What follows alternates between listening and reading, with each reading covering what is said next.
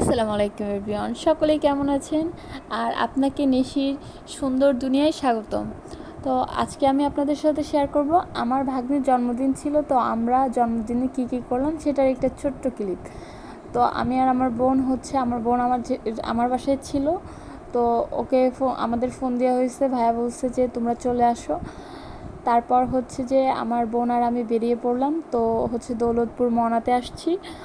মনাতে আসার পরে হচ্ছে যে ওর কিছু কেনাকাটা ছিল, আর আমার ভাগ্নির জন্য আমরা কি গিফট দেব, যেহেতু আমাদের প্রথম উদ্দেশ্য ছিল হচ্ছে জামা গিফট করব। তো আমরা হচ্ছে মনাতে গিয়েছিলাম যে আসলে ভালো কোনো কিছু পাওয়া যায় কিনা দেখার জন্য। তো পরে হচ্ছে আমি একটু দেখলাম যে, যেহেতু আমি একটু ডায়েটে আছি, তো আমি দেখলাম যে আপনার হচ্ছে ভিনেগারটা, মানে উইথ মাদার যেটা।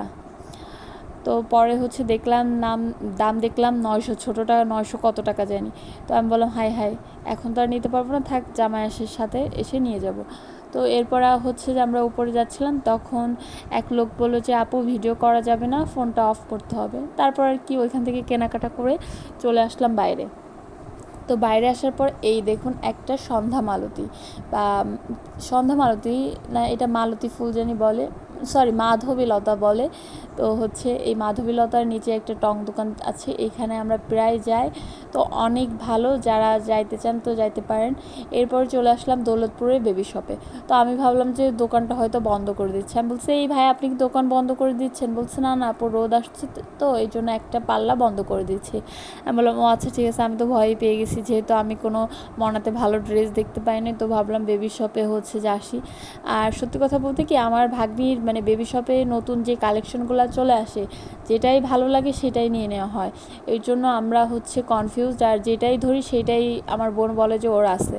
তো এরপর আমি বললাম যে তাহলে আর কী নেবো, আমি তো বুঝতে পারতেছি না। আর যেহেতু দৌলতপুরে এই মনাই পাইনি, সেহেতু হচ্ছে বেবি শপে আমাদের লাস্ট ভরসা ছিল। তো চিন্তা করলাম যে এটাই যদি না পাই তবে আর কিছু কিনে দেওয়া হবে না, এরপর হয়তো শিববাড়ি বা নিউ মার্কেট থেকে কিনে দেওয়া লাগবে।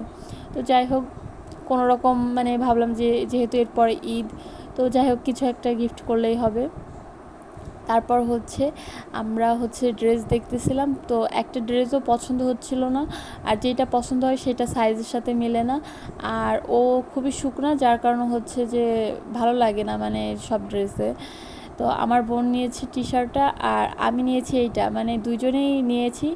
তো হচ্ছে দুইটাই সাদা নিয়েছি। এরপর হচ্ছে যে আমরা টাকাটা হচ্ছে দিয়ে এটা প্যাক করে নিয়ে চলে আসি। তো ওনারা বললো যে ওনাদের এইখান থেকেই নাকি চেঞ্জ করতে হবে, ওই শিববাড়ির বেবি শপের থেকে চেঞ্জ করা যাবে না। তারপর হচ্ছে আমি এই দেখুন, এই গাছটার নাম আমি জানি না, কেউ যদি জানেন অবশ্যই কমেন্ট করবেন। তো আমি এই গাছটা নিয়ে আসছি যে হচ্ছে লাগাবো।